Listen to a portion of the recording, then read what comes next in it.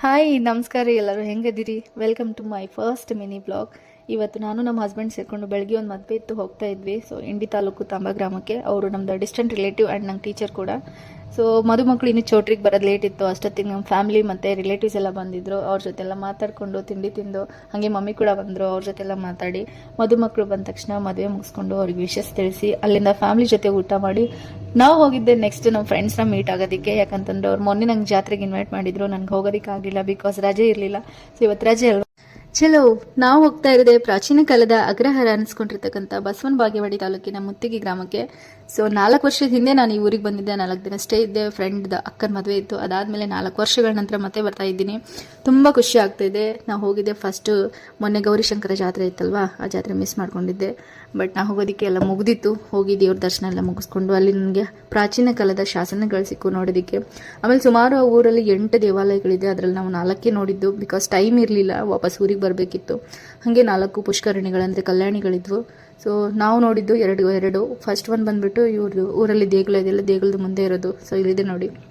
ಇದ್ರದ್ದೊಂದು ಪ್ರತೀತಿ ಇದೆ. ಏನಂತಂದರೆ ಪ್ರಾಚೀನ ಕಾಲದಲ್ಲಿ ದನ ಕರುಳಿಗೆ ಏನಾದರೂ ರೋಗ ಬಂತು ಅಂತಂದರೆ ಈ ಕಲ್ಯಾಣಿಯಲ್ಲಿ ಇರ್ತಕ್ಕಂಥ ನೀರು ಮೌನವಾಗಿ ಮಾತಾಡದೆ ತಾಮ್ರಕೊಡದಲ್ಲಿ ಎತ್ಕೊಂಡು ಹೋಗಿ ಒಳಗಡೆ ಲಿಂಗ ಇದೆ, ಆ ಲಿಂಗದ ಮೇಲೆ ಹಾಕುವಾಗ ಕೆಳಗಡೆ ಬೊಕ್ಸೆಯಲ್ಲಿ ನೀರು ಹಿಡಿದು ಆ ನೀರನ್ನು ದನ ಕರುಗಳಿಗೆ ಸಿಂಪಡಣೆ ಮಾಡಿದರೆ ಅವುಗಳಿಗಿರ್ತಕ್ಕಂಥ ಸಾಂಕ್ರಾಮಿಕ ರೋಗ ಹೋಗುತ್ತೆ ಅನ್ನೋ ವಾಡಿಕೆ. ಸೊ ಇದನ್ನೆಲ್ಲ ನೋಡಿ ಒಂದು ರೀತಿ ಹಳೆ ಕಾಲದ ಶಾಸನಗಳಿರಲಿ, ಇತಿಹಾಸಗಳಿರಲಿ ನೋಡೋದಕ್ಕೆ ನಮಗೂ ಒಂಥರ ಖುಷಿನೇ.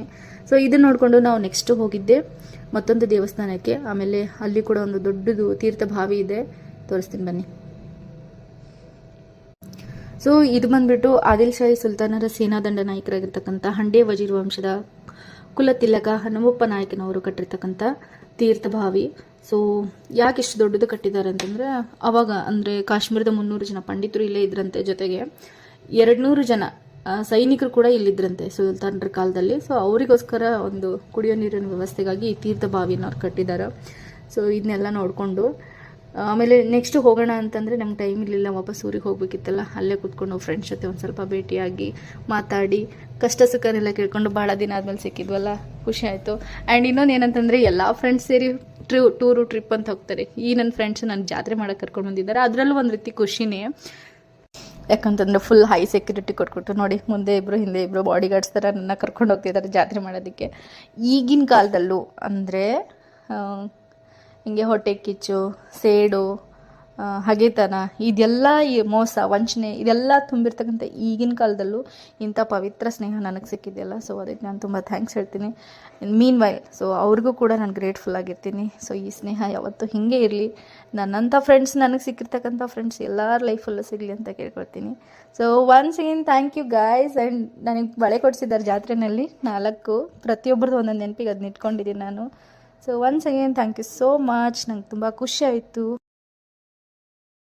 ಇವತ್ತಿನ ದಿನ ನಾನು ಯಾವತ್ತೂ ಮರಿಲ್ಲ. ಇವನ್ ನನ್ನ ಜೊತೆ ನನ್ನ ಹಸ್ಬೆಂಡ್ ಕೂಡ ತುಂಬ ಖುಷಿಯಾಗಿದ್ದಾರೆ. ಸೊ ಅವ್ರಿಗೆ ನಾನು ಹೇಳ್ತಿದ್ದೆ ಮತ್ತೆ 1 ತಿಂಗಳು ನನ್ನ ಬ್ಯಾಟ್ರಿ ಚಾರ್ಜ್ ಆಯಿತು ಅಂತೇಳಿ, ಬಿಕಾಸ್ ಅಷ್ಟೊಂದು ಮೆಮೊರೀಸ್ ನಾನು ತೊಗೊಂಡು ಹೋಗ್ತಾ ಇದ್ದೀನಿ. So once again thank you all. Bye.